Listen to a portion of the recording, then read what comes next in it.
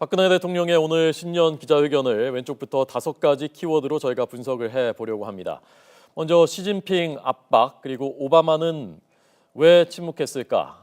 고개 숙여서 부탁, 이래라 저래라 하지 못한다. 소녀상에 대한 얘기입니다. 그리고 욕먹어도 잠 못 자도, 이렇게 5가지입니다. 우선 시진핑 주석, 중국에 대한 압박입니다. 오늘 예상보다 높은 수위로 북한 제재에 대한 중국의 적극적인 역할을 담화문에서 한번 촉구했고요. 그리고 일문일답에서도 또 한 번 촉구했습니다. 2013년에 한중 정상 시진핑 주석을 만났을 때 긴급할 때는 언제든지 전화 통화하기로 합의까지 했었는데 아직 정상 간의 통화도 되지 않고 있는 현재 상황. 지난해 열병식 참석까지 했던 대중 외교에 시진핑 주석이 응답하라라는 촉구로 들렸습니다. 직접적인 압박이라고도 볼 수 있겠습니다. 들어보겠습니다.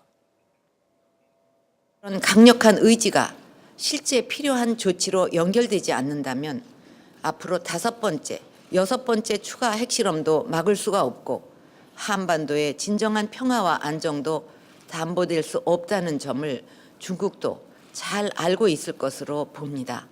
어렵고 힘들 때 손을 잡아주는 것이 최상의 파트너입니다. 그러니까 여태까지 그렇게 확실한 의지를 보여준 대로 그 공언해 온 대로 지금보다는 보다 적극적인 역할을 해줄 것이라고 그렇게 기대를 하고 있습니다. 네, 앞서 최명신 특파원의 보도 들으신 대로 중국 언론은 이 부분에 대해서는 지금 침묵을 하고 있습니다. 과연 시진핑 주석이 박근혜 대통령의 이런 직접적인 촉구에 어떤 응답을 할 것인지 지켜봐야 되겠습니다. 자, 두 번째 키워드는 오바마는 왜 직접적인 언급을 오늘 국정연설에서 북한에 대해서 하지 않았을까라는 것입니다. 오늘 한미정상의 신년회견 국정연설이 30분 시차로 시작됐습니다. 그래서 한미정상이 30분 간격으로 대북 압박 메시지를 보낼 것이다 라는 것이 원래 예상 화두였습니다.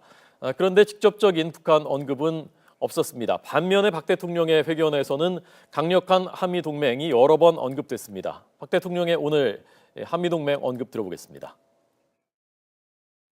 지난 7일 한미 정상 간 통화를 통해 미국의 한국에 대한 방위 공약이 실천될 것을 확인했고 최근 B-52 전력 폭격기 전개는 한국 방위를 위한 결연한 의지의 표현이었습니다. 네, 오바마 대통령은 왜 그러면 오늘 북한을 직접 얘기하지 않은 걸까요? 몇 가지 해석이 나옵니다. 전략적인 무시다. 이게 제일 무섭다. 북한으로서는 아예 말을 하지 않는 것이 제일 무서운 얘기다. 또 하나는 최근에 여러 번 언급을 했고 한미 정상 간의 통화를 했기 때문에 굳이 오늘 또 할 필요가 없었을 것이다. 그런 해석도 나오고요. 국정연설 순위에서, 그러니까 오바마 행정부의 지금 국정 우선순위에서 이 문제, 북한 핵 문제는 그만큼 후순위라는 것을 보여준 것이다. 이런 해석도 나오고 있습니다. 오늘 오바마 대통령이 직접적으로는 언급하지 않았지만 앞서 말씀드린 대로 미국 동맹국을 공격하면 자멸의 길이다라고 말한 부분 잠깐 들어보겠습니다. No nation attacks us directly or our allies because they know that's the path to ruin. Surveys show our standing around the world is higher than when I was elected to this office, and when it comes to every important international issue. People of the world do not look to Beijing or Moscow to lead, they call us. 네, 오늘 박근혜 대통령이 미국에 대해서 한국의 자체 핵무장론에 대해서 한반도에는 핵이 있어서는 안 된다라고 못을 박은 점, 그리고 사드 문제에 대해서 직접적인 언급을 하지는 않았지만 과거보다는 조금 진전된 검토하겠다라는 언급을 한 것도 아마 미국의 일정 부분 보내는 메시지의 성격이 있는 것 같습니다. 그 부분 들어보겠습니다. 주한미군의 사드 배치 문제는 이 북한의 핵 또 미사일 위협 이런 것을 우리가 감안해 가면서 우리의 안보와 국익에 따라서 검토해 나갈 것입니다. 오로지 그 기준은 그것입니다. 네, 이런 가운데 오늘 미 하원은 그동안 1년 가까이 계류돼 있던 통과되지 못했던 대북 제재 강화하는 법안을 압도적인 찬성으로 통과시켰습니다. 북한의 돈줄을 강력하게 죄는 내용이 담겼고 북한의 인권 유린 행위에 가담한 개인과 단체를 처벌할 수 있도록 하는 내용, 또 미 국무부가 김정은의 인권 유린 책임을 규명하도록 밝히도록 촉구하는 조항도 포함시켰습니다. 또 김정은 제1위원장은 미국이 위협적인 도발을 감행하면 핵 공격으로 미국에 보복을 할 수 있도록 핵 무장력을 강화하라고 오늘 지시했습니다. 적들이 북한의 자주권을 침해하면 미국을 비롯한 제국주의 세력에게 핵 공격을 가할 수 있도록 핵 무장력을 더 강화해 나가야 한다라고 말한 것으로 전해지고 있습니다. 네, 세 번째입니다. 고개 숙여 부탁했다는 것입니다. 오늘 박근혜 대통령의 회견 일문일답 중에서 가장 많은 비중을 차지한 것은 사실은 경제 살리기 그리고 구조개혁 부분이었습니다. 법안 내용들을 하나하나 다시 자세하게 설명을 했고 법안들의 효과를 구체적인 수치를 제시하면서 호소했습니다. 급기야 고개 숙여서 부탁한다라면서 고개를 숙이기도 했습니다. 보시겠습니다. 과거 우리 선배들이 희생을 각오하면서 조국과 가족을 위해 보여주었던 애국심을 이제 우리가 조금이라도 나누고 서로 양보해서 이 나라를 위기에서 구할 수 있도록 협조해 주시기를 정말 간곡히 부탁드리겠습니다. 네, 고개만 숙인 것은 아닙니다. 국회와 정치권에 대한 비판이 많았고요. 때로는 분노로 비춰지는 그런 모습을 보이기도 했고 제가 국회까지 가서 법안 통과 꼭 해달라고 누누이 설명도 했고 야당 대표를 초대해서 설명했는데도 통과를 안 시켜준다라면서 대통령으로서 뭘 더 해야 되느냐라면서 답답함을 호소하기도 했습니다. 들어보겠습니다. 국민들이 나서 주시라. 어떡하냐. 지금 대통령이 더 이상 어떻게 해야 되느냐. 그런 말씀을 드리겠습니다. 네, 네 번째입니다. 이래라 저래라 할 수 없다. 위안부 협상 얘기하면서 나온 얘기입니다. 위안부 협상 얘기할 때는 대체로 억울한 심정을 토로했습니다. 할머니들이 한 분이라도 더 살아 계실 때 협상이 타결됐어야 하고 이전 정부들은 손도 안 댔던 일인데 평가할 건 평가해 줘야 되지 않느냐라는 말을 반복했습니다. 위안부 할머니들 직접 만날 계획이 있느냐라는 물음에 대해서는 때가 되면은 할 수 있지 않겠느냐라면서 즉답은 피했지만 소녀상 문제에 대해서는 직접적으로 언급을 했습니다. 아베 총리에 대한 다소간의 불만 그리고 경고의 성격도 담겨 있는 듯한 메시지였습니다. 들어보겠습니다. 소녀상 이전 문제와 관련해서 한일 외교장관 공동 기자회견에서 발언한 내용이 있지 않습니까? 그 이상도 이하도 아닙니다. 거기에 나와 있는 발표한 그대로가 다고 또 그 정부가 그 소녀상을 가지고 이래라 저래라 할 수 있는 그런 문제도 아니거든요.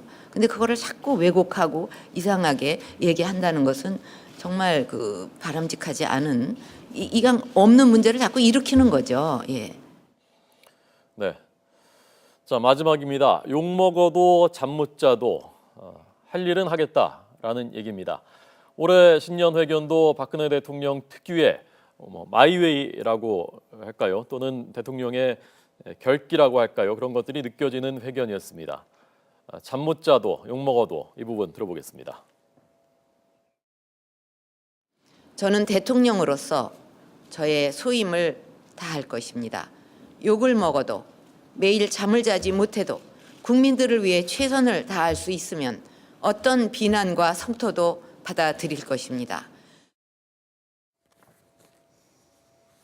네, 집권 4년 차에 접어드는 박근혜 대통령이 오늘 기자회견을 했죠. 취임 이후 세 번째 기자회견이고 다섯 번째 담화인 만큼 여유가 넘쳤는데요. 과거의 기자회견과 비교해 볼까요? 박근혜 대통령 지난 2014년 기자회견에서는 분홍색 상의를 입고 나왔습니다. 지난해에는 더 강렬한 빨간색 재킷을 입었고요. 올해 역시 빨간색 상의를 선택했습니다. 대신 깃이 목 위로 올라온 더블 버튼 재킷을 입어서 좀 더 강한 인상을 심어줬습니다. 박 대통령은 기자회견뿐 아니라 경제 관련 행사나 대국민 담화 때 스스로 경제 활성화복이라 칭한 이 빨간색 재킷을 즐겨 입어왔습니다. 또 액세서리가 사라졌습니다. 박근혜 대통령은 목걸이나 브로치로 의상에 포인트를 주는 경향이 있는데요. 2014년에도 지난해에도 비슷한 느낌의 목걸이를 했지만 올해는 왼쪽 가슴에 단 사랑의 열매 말고는 액세서리를 일체 하지 않았습니다.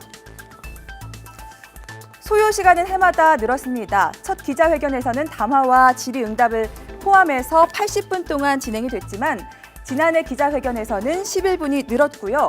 또 올해는 여기서 8분이나 더 늘어서 99분 동안 진행됐습니다. 분량 역시 해마다 늘었는데요. 2014년에는 A4 용지 9장 분량이었던 게 지난해에는 13장으로 늘었고요. 올해는 3장이 더 추가돼 16장에 달했습니다. 가장 많이 언급한 단어는 무엇이었을까요? 국민을 제외하고는 단연 경제였습니다. 3년 연속 마찬가지였죠.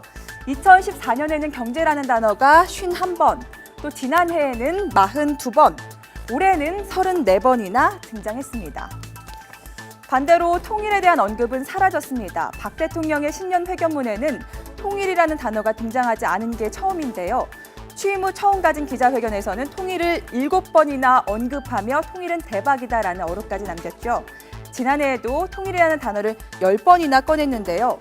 올해는 북한의 4차 핵실험 뒤 이뤄진 기자회견인 만큼 통일에 대한 언급은 한 번도 하지 않은 채 강력한 대북 제재 의지를 드러냈습니다. 함께 들어보시죠.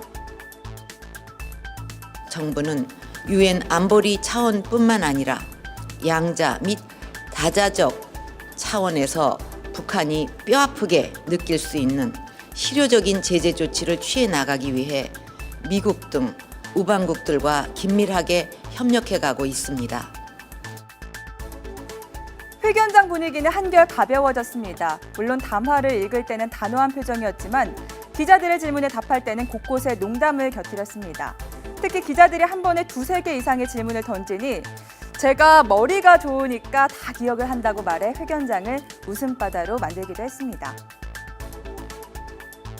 제가 머리가 좋으니까 그래도 이렇게 기억을 하지. 머리 나쁘면 이거 다 기억 못해요. 질문을 몇 가지씩이나 하시기 때문에.